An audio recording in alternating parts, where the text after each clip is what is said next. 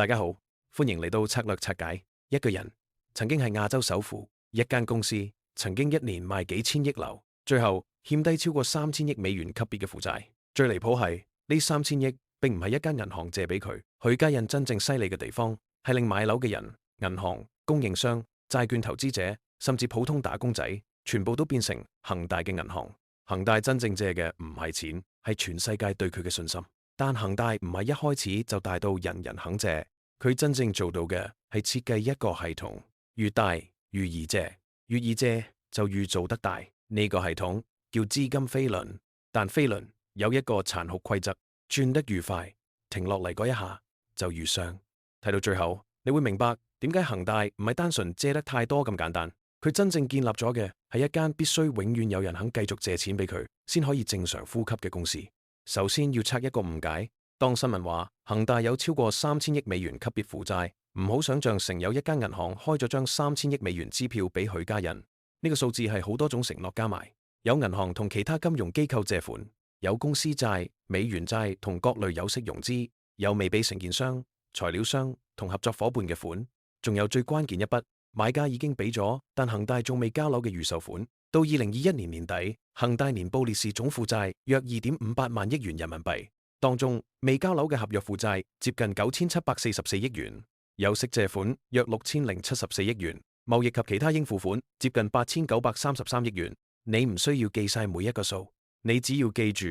恒大唔係欠一個人錢，佢係同時欠住等利息嘅人、等工程款嘅人、等收回本金嘅人，同埋等攞樓時嘅人。資金充裕嗰陣，呢個叫多元融資；資金一緊，呢個就叫多重擠兌。因為呢幾類負債嘅到期時間唔同，但佢哋都爭同一樣嘢：現金。銀行唔會因為你仲有地就永遠唔收數，供應商唔會因為你盤生意大就可以永遠墊資，買家更加唔會因為你有負債表就接受自己間屋永遠停留喺效果圖。而許家印最厲害嘅係將呢啲原本各自獨立嘅關係串成一條會自我加速嘅資金鏈，當中只有一間真係銀行，另外4間功能上都係幫恒大墊資金。第一間係買樓客，中國樓花預售模式下，樓仲未起好，買家已經俾首期，申請按揭，開始付款。對家庭嚟講，佢買緊未來嘅屋企；對發展商嚟講，佢攞到今日最重要嘅現金。預售本身唔係問題，地產項目前期需要大量資金，買地、報批、施工、推廣，全部要先俾錢。問題係，當預售款唔止用嚟完成原本嗰個盤，而係用嚟開下一個盤，買下一幅地，補另一個項目嘅工程，預售就由一個工具變成咗飛輪燃料。新買家今日俾嘅錢，幫公司履行以前承諾過嘅工程。只要新買家持續入場，遊戲就可以繼續。但只要新買家停一停，舊買家已經俾咗嘅錢、正在起嘅工程、到期嘅貸款，全部都唔會停。所以預售真正賣嘅唔只係一個未來單位，佢同時賣緊一個假設，下一批買家會準時出現。第二間先係真正嘅銀行。當恒大有大量土地、在建項目、銷售網絡同回款記錄，銀行見到嘅唔只係一間發展商，佢哋見到抵押品、還款來源同埋一個仲會繼續增長嘅客戶。所以許家印唔係純粹借錢，佢係將今日嘅土地、明日嘅銷售同未來嘅現金流提早換成今日可以用嘅貸款。第三間係供應商，呢個先係全片最精彩，亦最容易被忽略嘅位。起樓要靠總承建商、分判商、混凝土、鋼材、電梯、門窗、消防、機電，佢哋做完工程唔一定即刻收到錢。呢段賬期從恒大角度睇就係商業信用。CFA Institute 分析恒大2020年年報時發現，佢嘅應付賬款天數由2016年嘅379日升到2020年嘅553日。553日係咩概念？即係一間供應商今日幫恒大起完樓，平均可能要等接近1年半先收到錢。換句話講，恒大唔一定要即刻去銀行借呢筆錢，因為供應商實際上已經替恒大墊住接近1年半資金。某程度上，供應商就等於做咗恒大嘅無抵押融資來源。當你係全中國其中一個最大客戶，供應商最怕嘅未必係你遲俾錢，係你下次唔再俾生意佢。第四間係債券市場，恒大可以發公司債、美元債，用新債處理舊債到期。正常企業都會再融資，問題唔係發新債本身，問題係如果你必須不停發新債先可以處理舊債，咁你其實係將公司命運交咗俾市場心情。市場心情好，門就開；市場一驚，你連門口都入唔到。第五間係理財產品投資者。2021年 Reuters 報道，過去5年有超過8萬人買入經恒大體系銷售嘅理財產品，涉及資金超過1000億元人民幣，當中包括員工、家屬、朋友同恒大業主。當傳統融資預收緊，企業自然會想用更多方式將社會上分散嘅儲蓄變成自己可以調動嘅資金。但銀行借錢通常睇抵押、現金流同風險。普通人買理財產品好多時買嘅係品牌、熟人介紹，同埋恒大咁大應該冇事呢個感覺。所以恒大最驚人嘅地方唔係佢有5條水喉，而係佢將5種不同嘅信任全部變成咗同一筆擴張資金。到呢度你會見到許家印喺呢個故事入面嘅角色。中國從來唔缺識起樓嘅發展商，許家印真正強嘅能力唔係起一棟樓，係融資同擴張。當其他發展商都喺計一個項目最終賺幾多，許家印更加着重另一條問題：我點樣用呢個項目撬動下一個項目？恒大唔係發明咗高槓桿、高周轉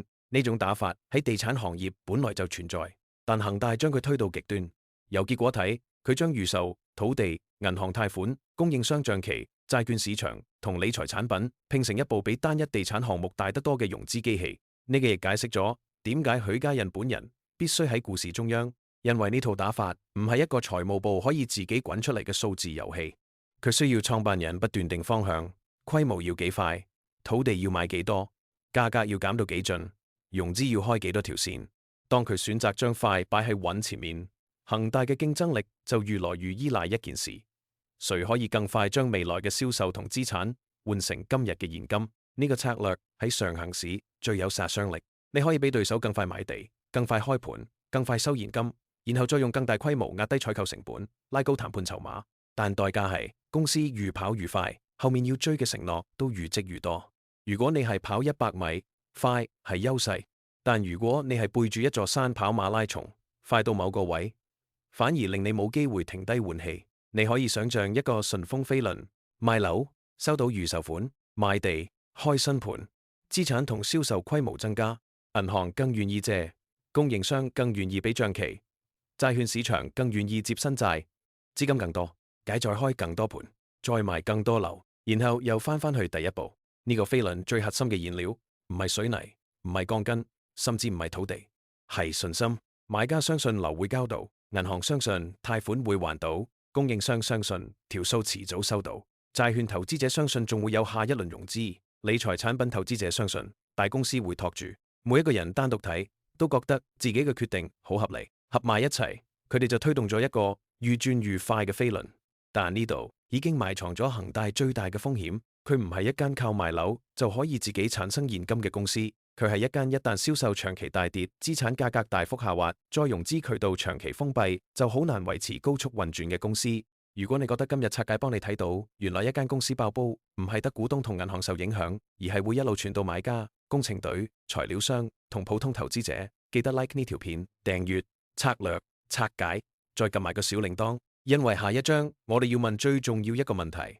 點解咁多人明知恒大借得咁多，仲願意俾佢繼續借？許家印最成功嗰陣，市場將借得到錢當成佢嘅能力。2017年，許家印曾經登上亞洲首富位置，恒大亦曾經做到中國最大發展商之一。當時你見到嘅唔只係一間賣樓公司，係龐大土地儲備、鋪天蓋地嘅廣告、全國多個城市嘅項目，仲有足球、汽車、健康、旅遊等等延伸出嚟嘅雄心。呢啲畫面會令市場覺得佢唔係一個普通老闆，佢係一部已經成功咗，而且仲會繼續成功嘅機器。當你夠大，市場自然會以為你有更多資產、更強銷售、更深政府關係、更高議價能力，同埋更大機會有人喺危急關頭接手。於是規模唔只係業績，規模變成信用，信用又變成融資能力，融資能力再變成更大規模。呢個過程有一個心理陷阱，當所有人都見到你一路贏，佢哋會將你每一次成功借到錢當成你比其他人更安全嘅證明。其實好多時借得到錢只係代表此刻仲有人相信你。呢個先係許家印真正玩緊嘅槓桿遊戲。佢唔係只用一幅地去借一筆錢，佢係用恒大愈做愈大呢個故事，令每一個人相信下一輪都會有人接。但市場最殘酷嘅地方係佢俾你資產估值嗰陣，會聽你講10年後嘅故事。佢追你還錢嗰陣，只會問一個問題：今日現金喺邊？當飛輪順轉，規模係護城河；當飛輪倒轉，規模就係一隻要不停餵錢先養得起嘅巨獸。以前1000個項目代表1000個現金來源，之後1000個項目亦代表1000個工程、交樓、供應商同還款責任。好多人將恒大危機濃縮成一句：政府出咗3條紅線，所以恒大死咗。呢句就講啱一半。3條紅線唔係製造炸彈，佢係令恒大原本已經存在嘅風險突然暴露。換句話講，3條紅線唔係炸彈，恒大本身已經埋滿火藥。2020年，內地推出俗稱3條紅線嘅房企監管要求，大方向係控制資產負債率、淨負債同短債覆蓋能力，目標係逼房企減槓桿，唔可以無限用新增借款推高規模。對一間靠資金飛輪運轉嘅公司嚟講，融資限制唔係普通成本上升，係引擎燃料被刪細，但政策收緊唔係唯一原因。恒大嘅商業模型本身要求3樣嘢：長期唔可以出事，銷售唔可以長期大跌，資產價格唔可以大幅下滑，再融資渠道唔可以長期封閉。任何一樣長期出問題都已經危險，3樣一齊出問題就係致命。真正有安全邊際嘅公司會預留到，就算樓賣慢咗，銀行審批耐咗，自己仍然有時間調整。但一間靠飛輪高速運轉嘅公司，時間本身就係最稀缺嘅資產。你唔係冇資產，你係冇時間將資產變成現金。喺高槓桿世界，冇時間就等於冇選擇，亦等於冇議價能力。呢個先係真正嘅風險。當買家開始觀望，銷售放慢，預售回款就少。當市場見到銷售少咗，就更加懷疑佢還唔還到債。銀行縮貸，債券價格跌，新債更難發。而土地、商場、車位、未售物業，賬面上可能仲值好多錢，但資產唔等於現金。尤其當全世界都知道你急住賣，原本賬面100蚊嘅資產，未必有人願意俾100蚊接。而且市場一見到你劈價賣樓去搶現金，又會解讀成另一個壞消息。買家會問係咪仲會再平？投資者會問係咪現金已經好緊？銀行會問抵押品仲值幾多？你本來想用減價換現金，最後卻可能換來更低信心。呢個就係高槓桿地產商最難逃嘅陷阱。你每次自救都可能令下一輪融資變得更難。到咗呢一步，故事開始反轉。之前嘅順風飛輪係賣樓，然後收預售，跟住買地，令規模增加，